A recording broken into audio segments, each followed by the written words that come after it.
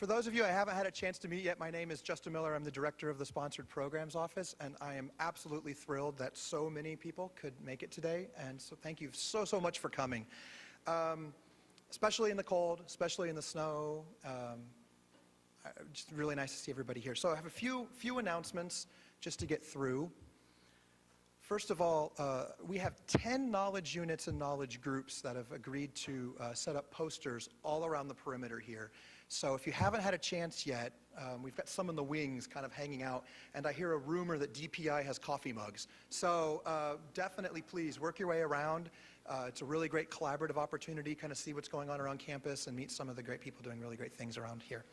BeneFacta Day has been around much longer than I have, and this year we decided to combine it with what we're calling Research Week. A few years ago, we tried an opportunity we called the Grantsmanship Information Sessions. They were a one afternoon professional development opportunity. And the biggest critique we got was, one, it's in February and it's snowing, I don't want to come. I didn't fix that. I'm sorry, I tried really hard. But the other was, you're offering some really great concurrent sessions, and I can't go to all of them. And so our solution is this whole week of opportunity. So we've had sessions starting back on Monday, and they're going to go all the way through Friday afternoon. So if you haven't had a chance to kind of check out some professional development opportunities for faculty and administrators, please do. As part of that, we have some goodie bags, swag bags, I don't know what I want to call them. So please grab one on your way out. And inside those, there's a little business card with a QR code and a URL that takes you to a survey about Research Week. So we'd love to hear your opinions on how this event and every event we're doing is going, so we can plan for an even bigger week next week. The main focus on BeneFacta, in addition to kind of celebrating all of the really great works that go on across campus, is, how appropriately timed, that didn't actually mean to happen, is our research magazine, Ball State Research. Ball State Research for the last few years has been an e-magazine. And one of our graduate students, Brenda McKay, who is not here, she's in Ireland with her husband, took it upon herself to recreate our magazine. For the last few years, it's been embedded in our website. It looks just like any of our other web pages with feature-length stories and a few pictures. She's created it in a PDF layout. It actually reads like a magazine. And so that's gone live today. You can still read it in text like you always have if you go to our website, but the PDF will be available as a download, and we're also holding it on Issue, I believe that's what it's called, issuu.com. You can go to /BallStateSPO and download it there as well. It looks really great. I pulled it up on my iPad once it went live today, and you flip through it just like you would any other magazine. And so it's, there's a lot more pictures. We've added our annual report information at the end. It's a really strong research magazine, and so I wish she was here so we could all clap like crazy. When she put it up on the screen the first time, there were literally tears, because it was something that we'd all envisioned as an office for the last few years, to kind of really share our story, but more importantly, all the really great work that's going on. So just a quick note on everybody in there: Brett Cole, Pam Harwood, VJ Rubenstein, Susan Wolchinski, and then we're doing, of course, our features on our outstanding research award winner, Melody Bruneau, and the outstanding creative endeavor awardee, Christine Zimmerman, are all in that magazine, along with some of the more statistical things about our year in review. So with all of that said, I do have a couple quick thank yous before I turn it over to Bob. The SPO staff and students are utterly amazing. I work for the greatest people in the world every single day, and these sort of things don't happen without all of their help. So where are they at? If they could all raise their hand. Thank you so much.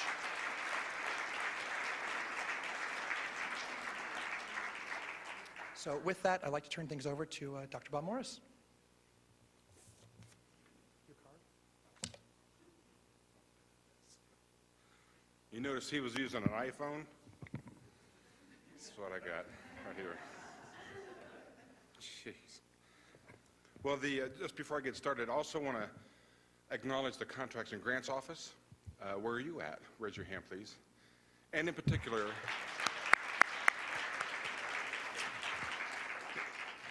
the leadership of that office, Kathy Lucas and Jeanette Hathaway. Please stand up.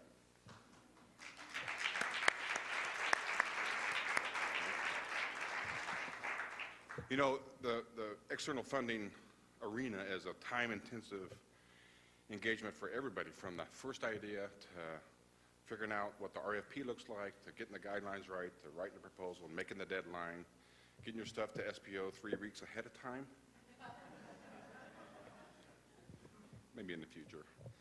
But it takes a lot of effort, not just from the PIs, but the staff and the departments and the deans and the administration, and it really is a team effort across campus. And I think everybody here knows that and understands that and has experienced that. So it's a kind of thing that often goes unsaid. Maybe it should be done more than once a year. But I can speak for Terry, and I know for the president and for Julie that we really, really appreciate all the effort that you put in to get this massive enterprise done. It is quite a venture to get this stuff done. So if we would, let's give ourselves, all of you, a round of applause.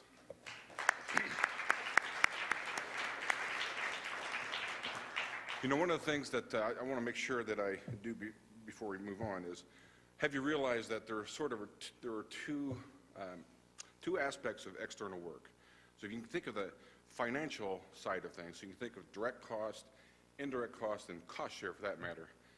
And in theory, that's a push. So it basically costs as much as it takes. Sometimes it's an investment in the cost share by the university. And you could draw the line financially. But what remains and what is seeded is what counts, right? So that's the effect that it has on the institution, the help it has to the faculty and the department, and certainly to the students. And that's the investment that keeps rolling over and paying dividends each time that people go through the massive amount of work it takes to pull it off and sort of draw the line zero at the end. And so that's the thing everybody has to remember, that, yeah, it's a push maybe a little investment by the university, but the benefits that affect the departments and the students and the state, the community, and the world for that matter, are unmeasurable. So I want to make sure that we keep that in mind. Your input is very important. I'm sure that you, I hope you feel, I'm pretty sure you do, that you can give feedback to me or anyone at the SPO or CGO of procedures that could be done better, feedback on how things went, you know, opportunities that we need to know about and let other people know about. It's really quite a convoluted process that always can need updating and more fine-tuning. There's no doubt about that. Now, I don't know how many folks have had a chance to meet the new president. Will point out that just as one part of his background, he was Vice President of Research and the Graduate Dean at UNLV. We have met.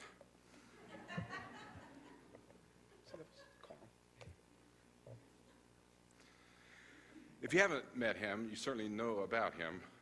He's very progressive, he's very team-oriented, and we are very happy to have him as our lead principal investigator. Please welcome our 15th president, Paul Ferguson.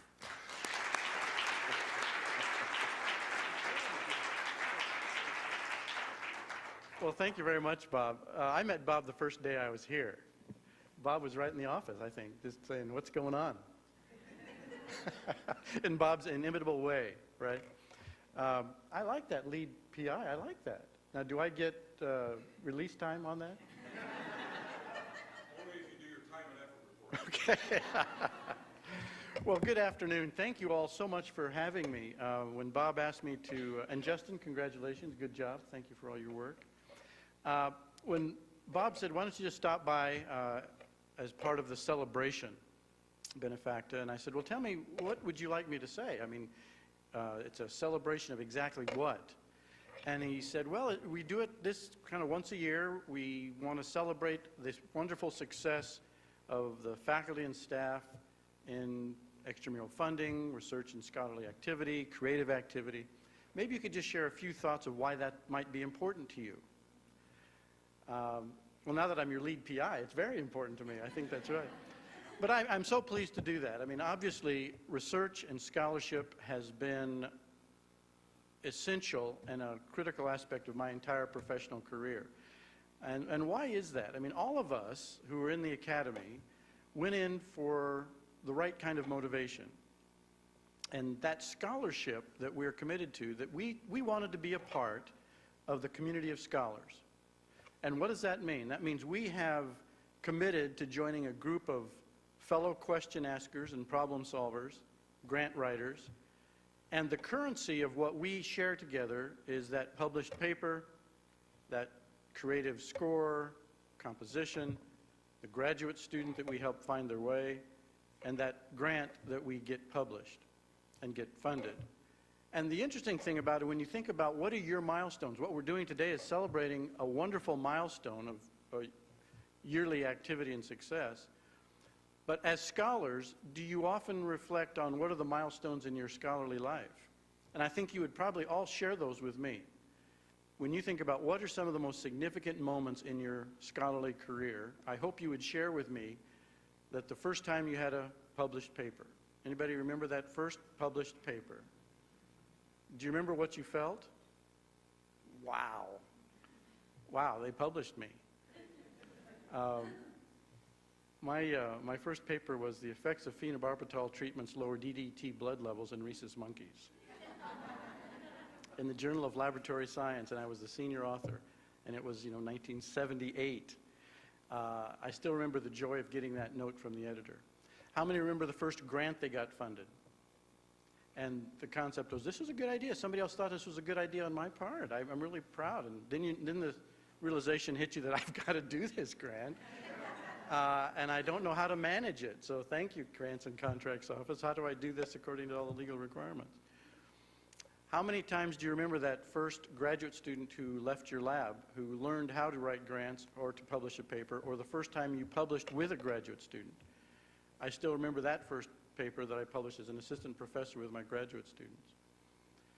And I still remember my first undergraduate who I published with, and now that he is a full professor of environmental toxicology at the University of California, Riverside, who has published far more than I, and also has got far more intramural grants than I have.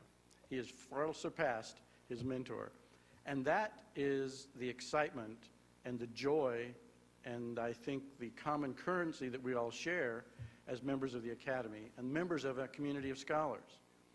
And in order for that to be healthy, in order for that to be really exciting, that motivates each of us to come to work every day at the Academy or the university, it means that we as a community are committed to each other.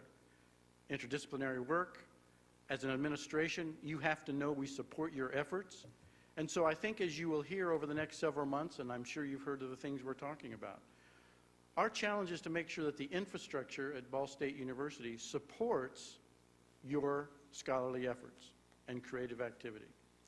We have to facilitate the infrastructure so that when you want to be inspired to write a grant, or maybe to connect you with grant opportunities, or free time to write and be creative, to balance with your teaching load or with your student load, and that the infrastructure that allows you to manage your grant is also as facilitative as possible, so that when you say, I want to write a grant, your first thought is, how would I ever have the time to do that?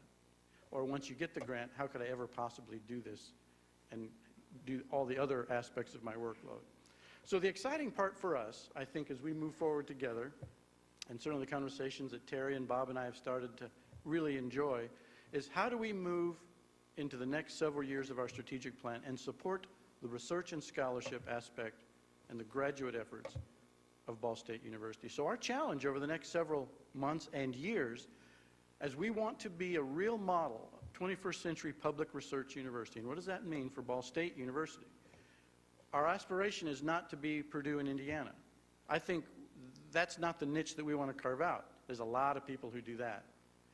But what Ball State has in a wonderful way is to build and enhance our research productivity. Strategic plan is right on track. We need to increase our funding.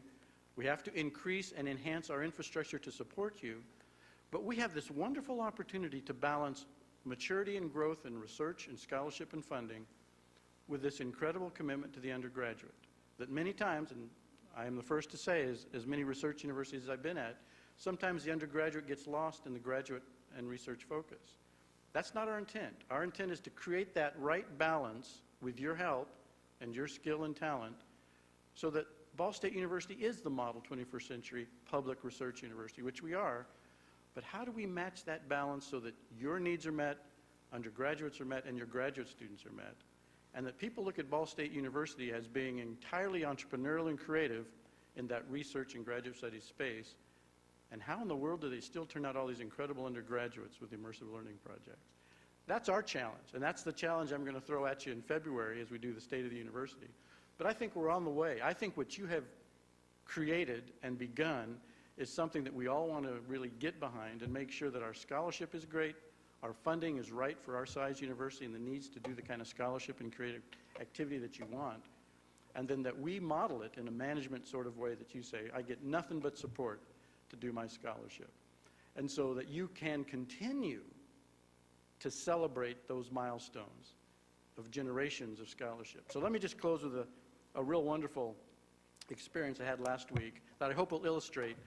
And for you, if you haven't had a chance for us to sit down and talk, that my commitment to scholarship is very deep and very ingrained in who I am as your president and certainly as your fellow colleague doing scholarship. Grace and I were traveling this week back east. We got to see the circus in winter, if you've been following that wonderful immersive learning project. But we got a chance to kind of take a detour one morning over to Rhode Island. We were in Connecticut. We got to Rhode Island. My son, who is an exercise physiologist, was presenting a paper at the American College of Sports Medicine at one of the regional chapters. And he has been working very closely with Indianapolis race car driver Charlie Kimball, helping him enhance his productivity and performance. And Charlie is a diabetic, and they've really established some wonderfully new, creative exercise physiology paradigms so that he can be very competitive. So we're really proud to go and see my son presenting a paper with a wonderful driver and proponent of good exercise physiology. So on the personal side, wasn't that really good? So I've always considered myself the primary mentor of my son, of course, but that's okay. And he does give me that due. But interestingly, also on the agenda and the docket that day was Dr. Tim Lightfoot, who is a professor of exercise physiology at Texas A&M, who was my son's mentor at Texas A&M. Now here's the part that just warmed the cockles of my heart and didn't make me feel too old, but made me feel extremely grateful and proud to be a member of the Academy. I had Tim as a student in my introductory toxicology class in 1982. He looks good today. But the interesting thing is, as I was sitting there and Tim was presenting his and David was presenting his and I was sitting in the audience, the opportunity to have had a small part in Tim Lightfoot's career in 1982, and for my son to graduate with his doctorate from Tim's mentorship from Texas A&M in 2012, and for us all to be together to share a common bond of scholarship and grantsmanship and a commitment to the Academy that is also generational, but a love of scholarship, because they're doing great things that have great applications. So their use-inspired research is really changing the world of motorsports. It's kind of an interesting approach to exercise physiology. But that's the kind of spirit that we want to share at Ball State University, of how do we encourage our students to teach others, and the generations that you as faculty impact, we want to make sure you do that with all the great skill and talent that you have. So I'm so pleased to be here with you and to support you. We look forward to having incredibly new and exciting things rolling out over the next several months for the greatness of Ball State University research. Thank you so much.